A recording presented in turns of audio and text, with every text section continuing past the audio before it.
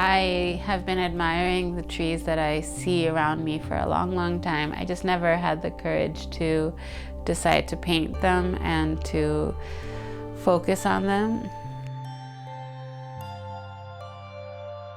There's a lot of variety and shapes and colors and textures and poetry in the way that trees express themselves around us. I start my tree search by walking around and looking for trees that I would like to paint, and that's a very lengthy process. Sometimes I walk for hours and hours, take a lot of pictures of them, I sketch them.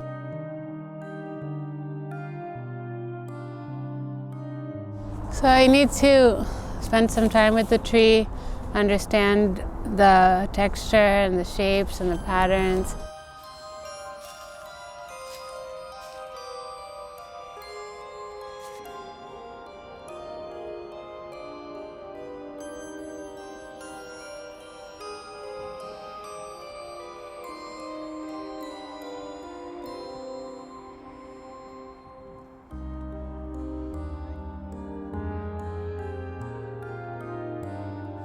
I really like the fungus pattern on this branch and the big spiral area over in the front.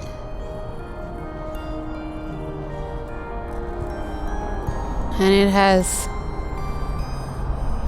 clear shapes to draw from. I take the pictures and drawings and I look for how they might fit on my canvas size. Different trees look better for different canvases. Then I'll do a coating on the canvas and then a sketch and then many layers before I start putting a lot of heavy paint on it.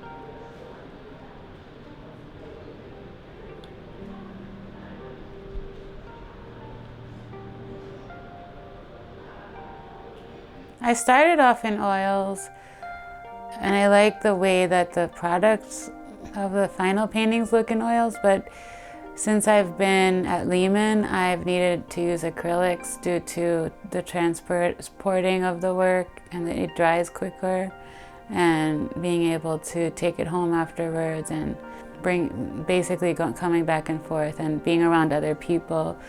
Turpentine is some people don't like the smell, so when we work in class, it's easier to use acrylics.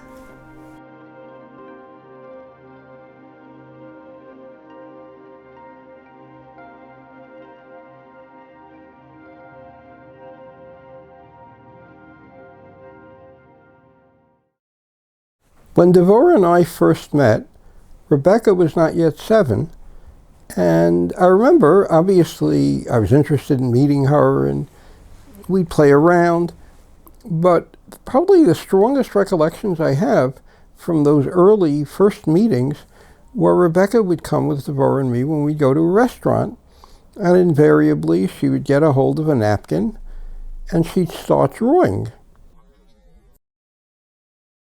Since I was young, I had a tendency to doodle and draw on napkins or homework assignments. Drawing was something I did to pass time when I was bored and restless. I had a hard time concentrating at school, and I used to draw on a lot of my school books.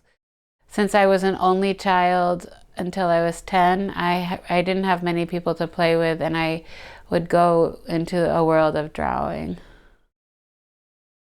When I was in high school, I went to boarding school, and I had an art teacher there whom I very much was inspired by and who encouraged me a lot to do art. We had an art room, and I was able to go there for a large part of the day and weekends and work on large paintings and sculptures and printmaking, and it was a place that I grew a lot in art. This is the painting that's been hanging here for 15 years, maybe more. And it just has, so many different sides to it. It's sometimes it seems more gold, sometimes it's more orange, and then sometimes it's more about the blue. Now the blue has a feeling of the ocean, and then it could also be, part of the sky. And the fall leaves are right in there. And then you see the leaves are gold, but they're also red and they're also orange. Then she's kind of coming full circle with her her tree series now, because she seems to be finding things in the tree, color and force flowing through the trees that you wouldn't necessarily see.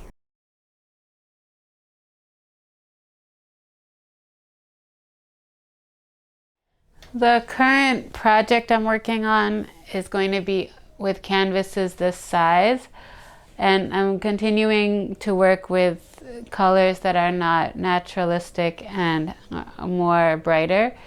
So you could see a lot of fluorescent pinks and fluorescent oranges and fluorescent yellows. I'm still working on this painting. I'm going to increase the sunset feeling in the background. This is a tree that is in Van Cortlandt Park, and I walk by it regularly, and I've noticed it for a long time. It has many special features that I wanted to capture. It has the fungus and a spiral, and it has a majestic quality to it. This painting is about a relationship between two trees and how it mirrors a relationship between two human beings. We can see the one tree is leaning on the other tree, and there's a little third tree like a child or somebody in between them. This tree had some scar marks, which felt like it made this tree more human and more of a personality. This painting has a bark that I found really fascinating. I was really intrigued by the way it was peeling off and shredding and decaying, and all the different colors I could see in the bark. And also I tried to create a sense of it enveloping us and creating a canopy over us. I'm reading the book Dear Theo, and I'm getting a lot of inspiration from Vincent van Gogh's letters and thinking a lot about shadows and the meaning of art and color, and what we are comes out through our art, and how art is like a language that we talk through to communicate with.